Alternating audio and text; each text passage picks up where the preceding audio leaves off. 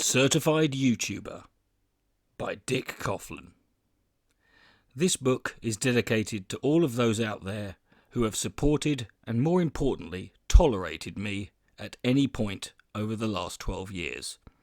I love you all more than you will ever know. Special thanks goes to Daniel Miller, aka Danny Pants GM, for writing and reading the foreword of this book. Introduction. In November of 2019, I had travelled back to my hometown in southeast Kent to meet up with some very, very old friends. This was a quasi-college reunion of students who were part of the Thanet College chef's class of 1996. I hadn't seen any of these guys in 21 years. Interestingly, the only thing I had in common with them was my age, 40. Beyond that, my life could not have been any more different than theirs. Like most normal people of our age, my friends were married, they had careers, a mortgage, and anywhere between 1 to 3 children. I was single, no mortgage, and definitely no kids. More on that later. But I did have a career, albeit not a very lucrative or stable one. I was, and still am, a full-time YouTuber. At least that's what people like me used to be called. Nowadays, people prefer to use the title content creator, or if you're particularly pretentious and full of shit, creator. Or if you're particularly pretentious and full of shit and very insecure, you can call yourself an influencer. Whatever label you prefer to call yourself, at the end of the day, your job description is, I make YouTube videos. I don't know why, but I've always felt a slight embarrassment whenever I tell people this, even though everybody I tell almost always reacts in a positive way. If only they knew the truth. But when this subject became the focus of discussion between me and my old college friends, they all informed me that this is exactly what at least one of their kids wanted to do with their lives. And they didn't say it in a way that suggested this was some fanciful dream, the way you would if your son or daughter said they wanted to be a movie star or a Premier League footballer. No, they said it as if this was just like any other normal job.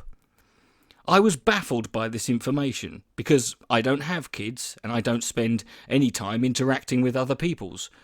So I immediately started contacting other people I knew who had young children of a similar age, and asking them if they too had expressed any desire of one day being a successful YouTuber.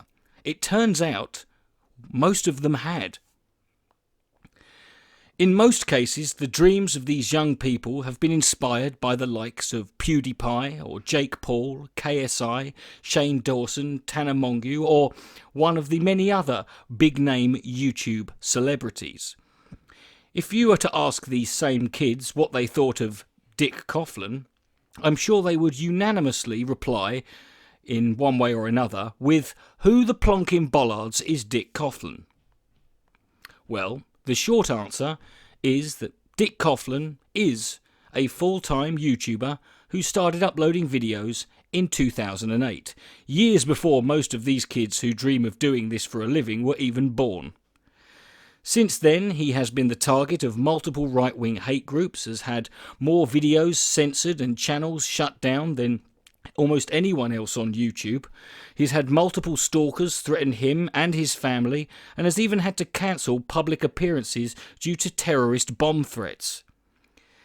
He has also met, befriended, and loved some of the most wonderful and brilliant human beings in the world. He has managed to deconvert thousands of people out of bigoted and hateful beliefs, and he's exposed himself and his audience to the absolute worst and best sides of the human race. That's the short answer. If you want the long answer, keep on listening. Foreword. In the early 2010s, I was part of something called the YouTube atheist community. It occurs to me only as I write this that the acronym for that is YAC, and I'm not sure why we never used that. I envision a cartoon yak. Perhaps the reason we didn't was because we had Richard Coughlin instead. Like all internet communities, the yak was widely available for all to see, yet also insular in that you would have probably had to be actively searching for it to find it. Richard, or Coughlin 666 as he was then known, would have been one of the first of several channels you might have encountered upon inspection.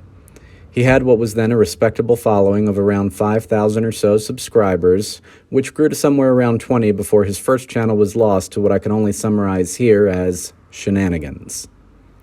Richard was something of a guru to us in those days, a community leader we all looked to for input on every issue, whether that be rival schools of thought from another community or drama resulting from interactions between the myriad of channels that were once so common in our own. To an American sensibility such as my own, the first impression of Richard was inevitably British and offensive, and he was very much offensively British.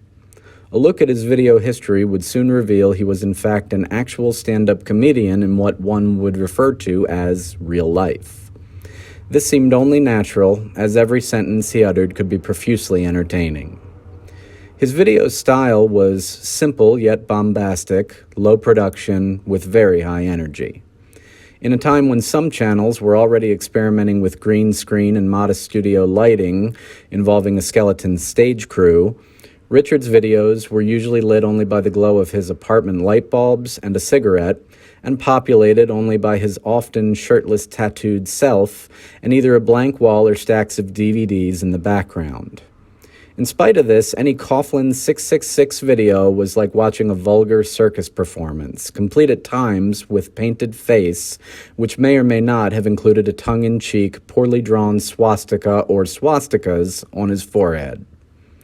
His topics could range from the somewhat, and in retrospect, cripplingly narrow focus of our community to a wide variety of other topics, up to and including a 12-minute opus on the statistics of internet pornography. The history of his channel and channels is at least as intricate and fascinating as the man himself, which is the purpose of this book. Suffice to say, Richard was thought-provoking, highly entertaining, and unlike any other channel in the whole of YouTube. To watch him was to leave a lasting impression on one's own psyche, which many successive years of therapy have failed to diminish.